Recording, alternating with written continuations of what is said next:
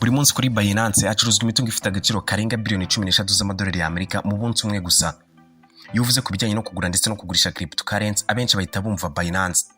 Ubu ni ryo soko rigari cyane rya cryptocurrency mu isi nzima. Ryatangijwe n'umunyakanada ufite inkomoko mu Bushinwa witwa Changpeng Zhao mu 2017. Muri 2021 honyine kuri Binance hahererekanijwe imitungo ifite agaciro kangana na trillions 7.7 z'amadolari cyangwa se biliyoni 7,700 z'amadolari y'Amerika. Abenshi bayikundira kuko bitanga serivisi nyinshi zirimo kugura, kugurisha, kohereza, kubitsa, mining n'ibindi byose bijyana na cryptocurrency. Bafite ibyitwa spot market, futures market, derivatives n'ibindi. Ariko icyo yihariyeho cyane ni umutekano wayo uhambaye utuma benshi bayizera. Ishobora kuba ariyo mpamvu itumye nawe uri kureba iyi video kugira ngo umenye uko wafungura konti ya Binance. Ikindi cyiza gikomeye cyane cya Binance ku banyarwanda ni uko kugeza ubu ushobora kugura ndetse ukanagurisha cryptocurrency ukoresheje mobile money gusa, ukoresha uburyo bwa peer to peer buboneka kuri Binance. Mu gufungura konti ariko ikigorana cyane ni ugukora icyitwa verification, ari nayo ituma ukoresha ziriya serivisi zose za Binance twavuze haruguru. Ibi ni byo tugiye kwibandaho muri iki kiganiro. Niba utariyandikisha kuri Binance, ukoresha link twatanze muri description y'iyi video maze wiyandikishe, aho uhita utsindira amadolari agera kuri 20 mu byitwa cashback voucher agufasha gucuruza udakaswe fees. Niba utarakora subscribe hano kuri X menya yikore, ukore no kunzogera, ubundi biganiro nk'ibi mujye mubikurikirana mu buryo bworoshye cyane. Muri kumwe na Mr Buda, muhawe ikaze.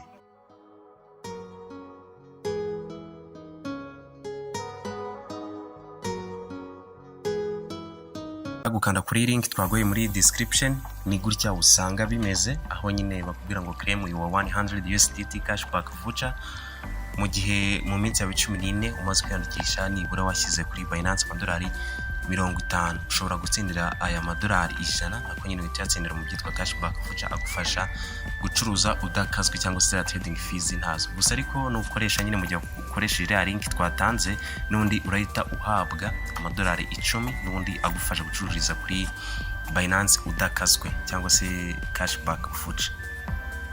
Murabona rero ko noneho tugiye guhanga account yacu. Hano ushobora gukora sign up with phone or email, ugakoresha email yawe cyangwa se nanone telefone. Kimwe no ushobora gukomeza ukoresheje konti yawe ya Google, ariko byiza mu gukora sign up manually cyangwa se ukabyikorera nyine ushyiramo email yawe ndetse ugashyira no password ushaka kuzajya ukoresha. Aha turaza dushyiramo email yacu, niturangiza dushyiremo na password dushaka kuzajya dukoresha nyine kuri Binance. Aho hasanditse referral ID ni optional. Ushobora kwifashisha twatanze muri description, ariko wenda ntago bayikubaza, usobanikubaje wagenda ukayikopia muri description ya video.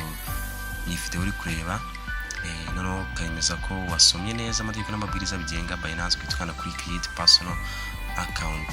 Aha tuba dutegereje verify iyi email yacu. Hano code bayohereje kuri email twatanze, niyo mpamvu tugiye kujya kuri email noneho tukareba code baduhaye twagaruka kuri Binance tukayishyiramo. Aha rero murabona ko bayitwohereje rwose kuri aya masaha. Turaza tuyikopiye, hanyuma nibirangira tugaruka hano kuri Binance, ubundi icyo dukora ni paste. Tureta tuyipestinga, ubundi dukande kuri submit. Email yacu yarangije kuba verified. Ubu ni ukuvuga hano account ya Binance ubundi ni nkaho twarangije kuyihanga. Igisigaye nyamukuru ni cya kindi twababwiye mu ntangiriro tugitangira, akari gukora verification, icyitwa know your customer verification cyangwa se KYC, aho uverifya identity yawe cyangwa se nomero y'irangamuntu ukabasha kuba watsindira ibihembo bitandukanye. Uretse identity unasabwa kuverifya isura yawe nyine kugira ngo bamenye umukiriya wawe cyangwa se ko ari wowe ari umuntu wa nyawe, apana irobo. Hano murabona ko rero batangiye batubwiye ngo ni minota 7. Tukaba tumaze kuverifya personal information, government issued ID ni yatanzwe nyine n'igihugu cyangwa se irangamuntu yawe ndetse na facial recognition isura. Reka dutangire. Igihugu nyine ni Rwanda birumvikana. igihugu n'u Rwanda. Hanyuma tugashyiramo personal information, ubwo ni amazina, ugashyiramo amazina yawe bwite ari kwiranga muntu, waba ufite na middle name ukaba wayishyiramo, hanyuma ugashyiraho na date of birth n'ubundi ihura neza n'ibiri kwiranga muntu yawe. Mumitonde mucunge neza ko gufungura account cyane gukora ibintu by'ama verification ari igihe bikunda kugora abantu cyane, ngo turabikora gute. Turizera ko wabitubajije nyine bitazongera kuba byamugora, ubundi aza guhita asobanukirwa. Noraza kandi kuri continue, hanyuma ushyireho home address. Hano kuri residential address ushobora gushyiraho umujyi, wenda ugashyiraho nka Kigali, hanyuma ugashyiraho na nimero y'umuhanda, biba bihagije. Wenda niba uri nk'ahantu runaka, niba ari Kigali ku muhanda runaka, ukabishyiraho. Kuri postal code ni 05. Postal code ari abantu bijya bigora ati se mu Rwanda niye postal code, twe ntayo dushyiraho 05. Umujyi ugashyiraho urimo, wenda turi muri Kigali, igihugu n'u Rwanda, tugakanda kuri continue.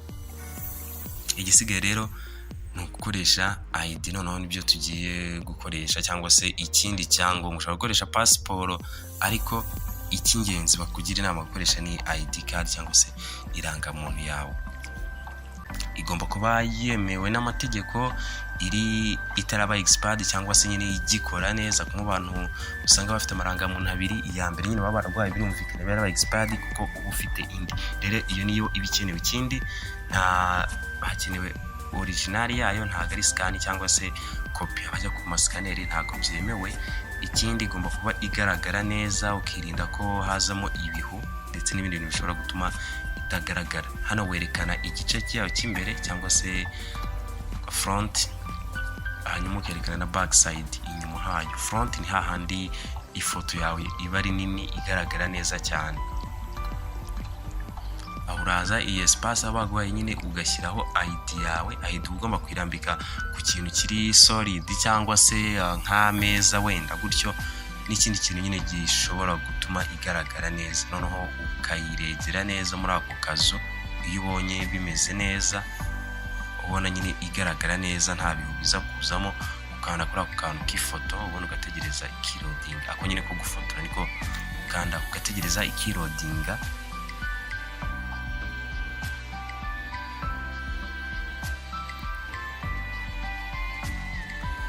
Hanyuma hari igihe nawe bishobora kwanga, urongera ukayifata. Iyo bitakunze urongera kuri take photo, kimwe no gushobora kwa uploadinga photo, ugashyiraho neza, ukamakinga sure yuko igaragara neza. Front side ni cya gice yanditse indangamuntu national ID, hari ifoto yawe igaragara neza. Pana kiriya gice cy'inyuma nacyo hari umwanya wacyo. Hano baba bari muri picture recognition. Hano urakubaza ensure your details are clear and unobstructed. Niba uzi neza ko ibyo utanze bigaragara neza, ukanda kuri continue. Ukanda ku gutanga, noneho ugashyiraho igice cy'inyuma. Igice cy'inyuma nyine hamwe hari navuga nk'ikira, hamwe hariho izuba ndetse n'ifoto yawe ntoya, nacyo ukagishyiraho nyine nk'uko washyizeho icya mbere. Ugomba kukiringanizaho neza cyane, bikagaragara neza nyine iri against solid, cyangwa se wayishyize nko ku meza cyangwa se ku kindi kintu nyine gituma igaragara. Ntabwo ari ngombwa cyane kuyifata mu ntoki cyangwa se nko ku mwenda, ariko nabwo ubonye igaragara neza wabikora. Hanyuma iyo urangije rero ukanda kuri aka kantu nanone ko gufata ifoto. Ukanda kuri aka kantu ko gufata ifoto, ariko ID yawe ugomba kumenya ushobora ko wayishyize muri frame. Niba ko bwayitambitse, wowe ntabwo uzaza ngo uyishyiremo izamuye, oya, ntabwo ari byo. Aha rero uhita nyine ukanda kuri akantu ko gufata ifoto, nabwo bakakubaza niba ID yawe imeze neza. Yaba imeze neza ugakanda kuri OK. Aha rero murabona ko byemejwe, turakanda kuri continue. Batubwiye ngo document uploaded, click continue. Noneho turakomeza verify. Aha tugeze kuri facial recognition noneho, cyangwa se kumenya isura yacu. Aha ibyo bakubwira ugomba kuba utambaye ingofero, amarinete, ntukoresha amafilters cyangwa gukoresha nyine wowe wanyawe, nta grandi mafoto bashaka, oya barakoresha kamera yawe. Iki ni igice kigorana cyane abantu benshi nyine wenda ibyo bababwira ntabwo babyumva. Hano baba barimo akarobot kagenda kakubwira ibyo ukora, urabyibarize ko ntabwo bigoye cyane. Urebamo ukitegereza, bakubwira bati ntuhumirize, ugakomeza ukarebamo mpaka bakubwira ngo yegereze kamera, ukarebamo, bakubwira ngo wasame, ukarebamo, bakubwira ngo ubike umutwe, ryo bakubwira ati nod your head, ukawuzamura kumwe nyine usa nkaho wikiriza ukoresheje umutwe. Akarobo ibyo kaba kikora nawe urabikora. Nodding ari n'ibyo bakubwira ati wasama, ukasama, byose n'ibyo bakubwiye tikanura cyane, byose ukabikora. Ni n'aka ka nod your head nyine mu gihe runaka. None ko twebwe byarangiye verification complete, nitugaruka hano turabona ko verification yacu iri under review, twabikoze create account twabirangije. Identity yo baracyari kubiverify, turategereza wenda nk'igihe kitari kinini cyane, kuko we bishobora kutwara nk'iminota 5 gusa. Video hari uburyo twayutishijemo, ntago bitinda cyane. Ngira ngo murabibonye rero, hariya niho hingenzi cyane abakenewe gukora identity verification ndetse na fashion, ari nayo igora cyane, aho nyine bakubwira biriya bintu bitandukanye. Twizere ko wowe nuzuza kumara kureba iyi video guhanga konti ya Binance rwose bitazakugora, kuko nyine iyo wayihanze yego wakoresheje email gusa, ariko utakoze verification ntago wagura cyangwa se ngugurishe ari ama cryptocurrency ngo trading nk'abandi bose. Ni ibintu hano reka dukora login. Aha naho bimaze kwemeza email yawe, baguhereza aka kantu ka security verification, barebana none niba utari kwemeza email ntabwo bihagije. Urafata aka kantu rero ukaringanize neza n'ishusho kaba gafite ukoresheje ako kambi ko hasi nk'uko tuberetse.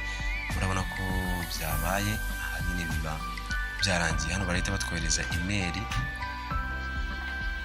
tukanda ngo kuri get code, noneho tujye muri email yacu. Hano turakora refresh, turebe, turabona ko yahise yagira, turayikopiya, noneho dusubire muri Binance, ubundi dukore paste, dukande kuri submit.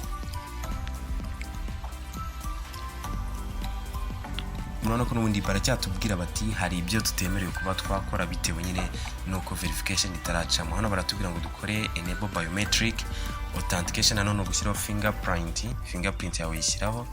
Aha tuyisizeho, impamvu nyine mubonye ikintu cy'umukara screen recorder cyangwa se na screenshot ntago hano ifatwa bitewe nyine n'uyu mutekano, ko murabizi fingerprint yawe bibitse amakuru menshi cyane, ntago umuntu bakwiye kuba yayibona. Hano murabona ko kugira ngo tubone ya prize cyangwa se bya bihembo nuko iyi verification irangira. Iyi verification rero iracyari under review cyangwa se baracyayisuzuma bareba niba nyine amakuru twatanze ahura neza kandi ariyo, ariko amahirwe menshi turizera ko birangira account yacu ibaye verified mu kanya. Turaje nanone turebe nyine dutangire gucuruza nk'uko ubwo turi kugenda explore Binance, amakuru abagiye atandukanye yerekeranye isoko. Hano murabona amacoin abagiye amanuka, azamuka n'ibindi byinshi bigiye binyuranye. Ikindi hano batanga n'ubufasha, ushobora gushakisha icyo ushaka cyose bakaba bagufasha nyine.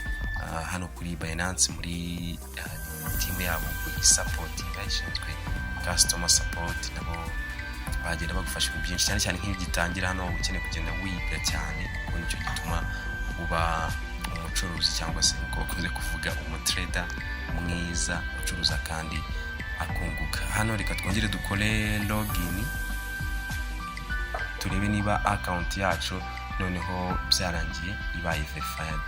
Reka turebe, hano turashyiramo fingerprint, ntago nyine muyibona nk'uko twabibabwiye bitewe na secret hano ibihari. Hari amakuru atashobora gufatwa na screen recorder, muzagenda mubibona no mu yandi video tuzagenda dukora.